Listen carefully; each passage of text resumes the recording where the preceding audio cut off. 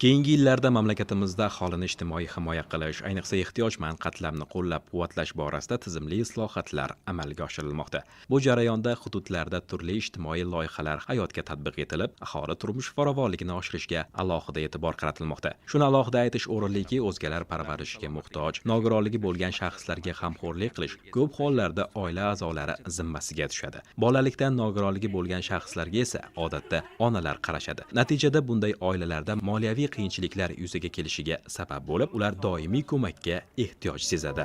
Menga bir narsa bo'lsa, bolam yakka yolg'iz qolib ketadimi? Kim qaradi deb ham diqqatdan bo'lganman. Mana ijtimoiy xodimimiz kelib, xabar olib, qo'llab-quvvatlaganlarda eliga charchoqlarim ham ketadi, xursand bo'lib ketaman. Avvalambor prezidentimizga rahmat.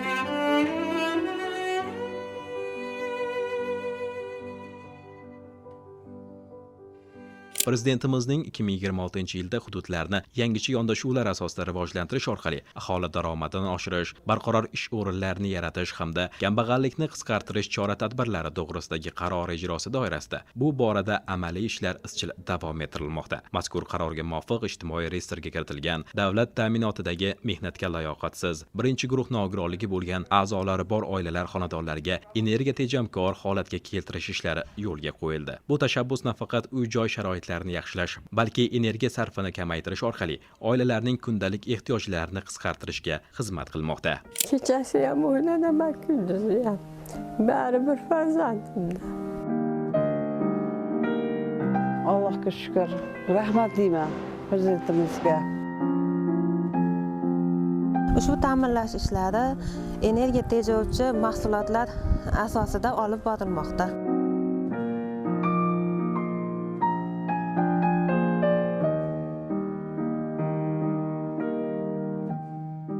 Bugungi kunda Namangan viloyatida mazkur qaror ijrosi doirasida jami 237 ta oila xonadonlarini energiya tejamkor holatga keltirish uchun tanlab olingan. Hozirda shundan 90 tasi, ya'ni 38% da ta'mirlash ishlari yakunlangan bo'lib, yaqin kunlarda egalariga topshirilishi kutilmoqda. Mutaxassislar tomonidan uylarning issiqligini saqlash ko'rsatkichlari yaxshilanib, zamonaviy energiya tejovchi texnologiyalar joriy etilmoqda. Ana shunday e'tibor va g'amxo'rlik Norin tumani Yangitong mahallasida istiqomat qiluvchi Sohiba To'qoyeva xonadonida ham o'z aksini topmoqda. Oila bekasining ko'zida nuqsoni bo'lib, turmush o'rtog'i va bir nafar farzandi birinchi guruh nogironligi hisoblanadi. Shu bois bu oila uchun doimiy e'tibor va amaliy ko'mak zarur. Dastur doirasida ayni paytda xonadonda energiya tejamkorlikni ta'minlashga qaratilgan ta'mirlash ishlari jadal olib borilmoqda. Xususan, uyning issiqlikni saqlash xususiyatlarini yaxshilash, zamonaviy qurilish materiallari va energiya tejovchi texnologiyalarni joriy etish orqali yashash sharoitlarini yaxshilash maqsad qilingan. Hurmatli prezidentimizga katta rahmat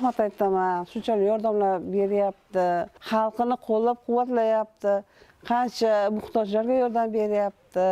Televizor ko'rmayman, eshitib ko'raman-u, o'sha axborotda eshitaman ko'p yordamlar berayotganini. Ijtimoiy xodimimiz ko'p yangiliklar kelib aytadi, gaplashib o'tiramiz, yordam kerak bo'lsa ayting opa deydi. Telefonda ham o'zi ham keladi ko'p. Prezidentimizda shunaqa yordamlar bo'lyapti, sizga ham beramiz deb aytadi. Ovozli davlat o'chirgan berdi. Quyosh paneli qo'yib berdi. Mana uyimga remontlar nima qilib beryapti? Bir martalik yordamlar beryapti. O'g'lim mana maktabga yordam berdi.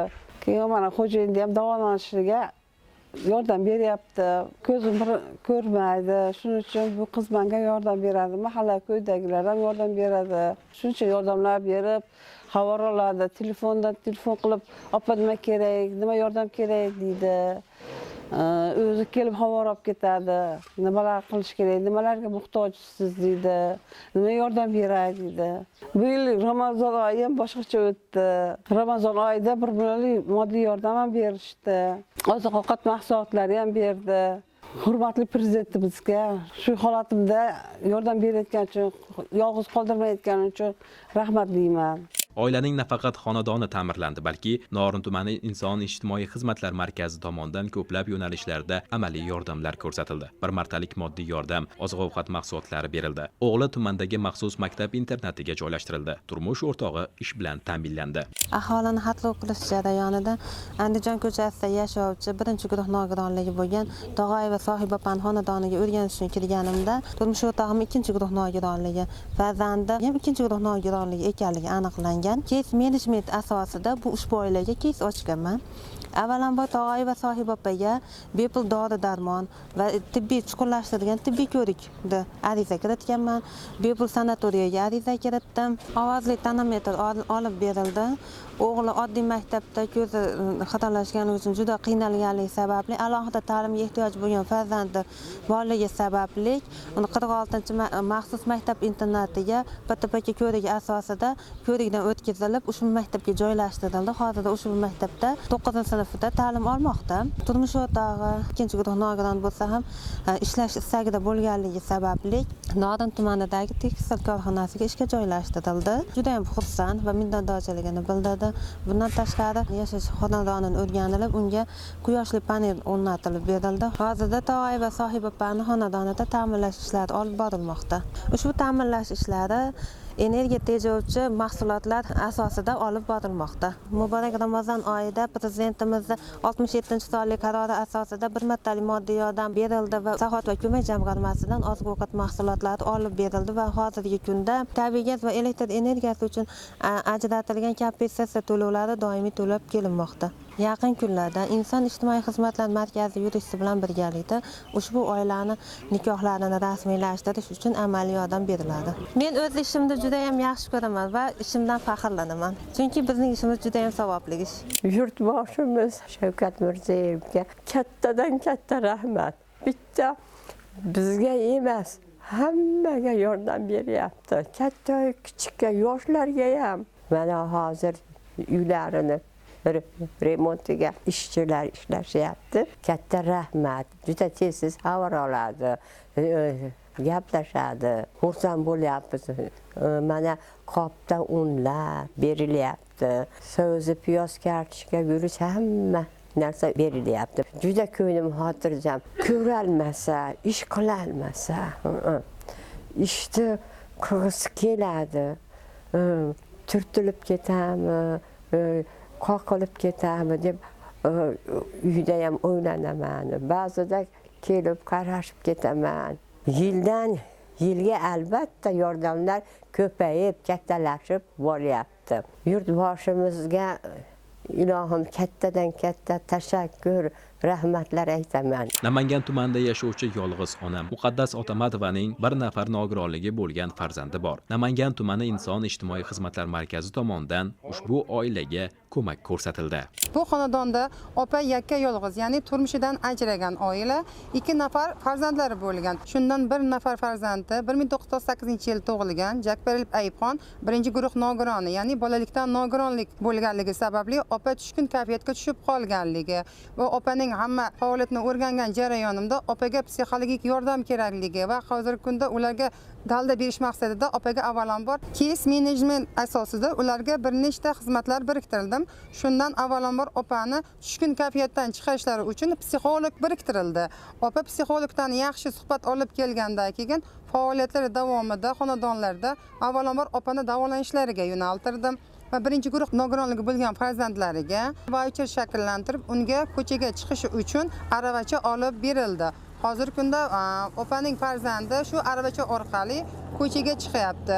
Aholi, ya'ni tengqurlari bilan, mahalla ko'y bilan suhbat o'tkazib, ular bilan ham suhbat bo'lib kelmoqda. Bundan tashqari opani kasal bo'lib qolganliklari uchun hamda hech qayerda ishlab stajlari bo'lmaganligi sababli 1-guruh mana shu farzandlarga qaraganlik sababli o'zimizning Inson ijtimoiy xizmatlar markazi tomonidan yoshga doir nafaqaga chiqarishga yordamlashdik. Kurs qish mavsumi uchun 1 million so'mlik moddiy yordam tayinlandi. Undan tashqari opaga hozirgi kunda nogiron farzand qarab kelmoqda bo'lganliklari sababli mahalla tomonidan 6 oylik moddiy yordam ham tayinlandi. Bundan tashqari opani xonadonlariga har oyda homiylar orqali ham oziq-ovqat mahsulotlari, kiyim-kechaklar ham berib kelmoqdamiz. Bundan tashqari opani oldingi holat uylari abgor bo'lganligi, yashashga sharoitlari bo'lmaganligi sababli homiylik asosida mahalla yettiliga faollar birlashib xonadonni remont qilib ta'mirlab berdik. Gaz, svet, suvlardan hozirgi kunda muammolari yo'q. Qizlari turmush o'rtog'i vafot etib qolganligi sababli 2 nafar voyaga yetmagan farzandi bilan ona qaramog'iga kelib qolganligi va qizlarini ishsiz bo'lganligi sababli 2 nafar voyaga yetmagan nabiralari davlat bog'chamizda bepul tarbiyalanib kelmoqda. Bundan tashqari opaning qizlari ishsiz bo'lganligi sababli Ayibxonga opasini qarab turuvchi qilib biriktirildi. Hozirgi kunda Otamat va Muqaddas opa qizlariga farzandlarini ishonib topshirib, o'zlarini ko'p marotaba davolatib keldik. Bundan tashqari hozirgi kunda kambag'al restor oilasida turganlar sababli 12-oila poliklinikamiz tomonidan bepul dori-darmon va bepul davolanish xizmatlaridan foydalanib kelmoqdalar. Oilalari og'ir vaziyatdan chiqdi va bundan buyog'iga ham bir nechta xizmatlarni ko'rsatishni rejalashtirib qo'yganmiz. Albatta, bu kabi amaliy yordamlar oilaga katta quvonch bag'ishlab, ularni bugunidan rozi bo'lib yashashiga, ertangi kunga esa yanada katta ishonch bilan qarashiga zamin yaratadi. Yolg'iz onaman, shu bola bilan qarab o'zim shug'ullanaman. Prezidentimizga rahmat avvalambor. Shunchalik mana nogironlarga sharoitlarni qilib berib, yordam qilib, qiynalgan oilalarga yordam berib, mahalla yetiligi, mahalla faollariga hammalariga minnatdorchilik bildiraman. Doim bizdan xabar olib, ko'mak bo'lishgan bizga ijtimoiy xodimimiz sharoitlarimizni ko'rib, tez-tez xabar olib turishadi.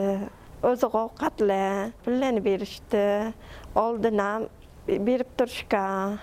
Mana shu o'ylarimizni ham remontlarga yordam berishgan. O'g'lim mana shu ijtimoiy xodimlarni yaxshi ko'radi, tanib qolgan, kelsa suyunadi, qo'llab-quvvatlaganlarda charchoqlarim ham ketadi, xursand bo'lib ketaman. Hayolim shunda bo'ladi, voy nima qilibdiki, qiynalmidimiki? Qonni och qolmadimikin deb ba'zida bir больницаlarda yotsam ham shuni o'ylayman. Menga bir narsa bo'lsa, bolam yakka yolg'iz qolib ketadimi? Kim qaradi deb ham diqqatdan bo'lganman. O'g'lim bitta ijtimoiy xodim emas, inson markaz xodimlari kirib kelsa ham juda boshqacha suyunib xursand bo'ladi o'g'lim. Ko'p kelib ketishgani uchun hammalarni o'g'lim yaxshi tanib qolgan, ko'rib suyunib ketadi. Inson qadri bu har bir insonning hayotda munosib yashashi, e'tibor va g'amxo'rlikda bo'lishi demakdir. Mamlakatimizda inson manfaati, ayniqsa ehtiyojmand qatlamni qo'llab-quvvatlash davlat siyosatining ustuvor yo'nalishlaridan biriga aylanganini bu kabi amaliy misollar orqali ko'rish mumkin. Ayniqsa ijtimoiy himoya tizimi yanada takomillashtirilib, yordamga muhtoj oilalarni aniqlash va ularga manzilli ko'mak ko'rsatish bo'yicha samarali mexanizmlar joriy etilmoqda. Bu esa har bir insonni e'tibordan chetda qoldirmaslikka xizmat qiladi deyish mumkin. Hududlarda bu kabi ezgu sa'y-harakatlar davom etmoqda. Asosiy maqsad aholiga qulaylik yaratish va yaxshi hayot kechirishiga erishishdan iboratdir.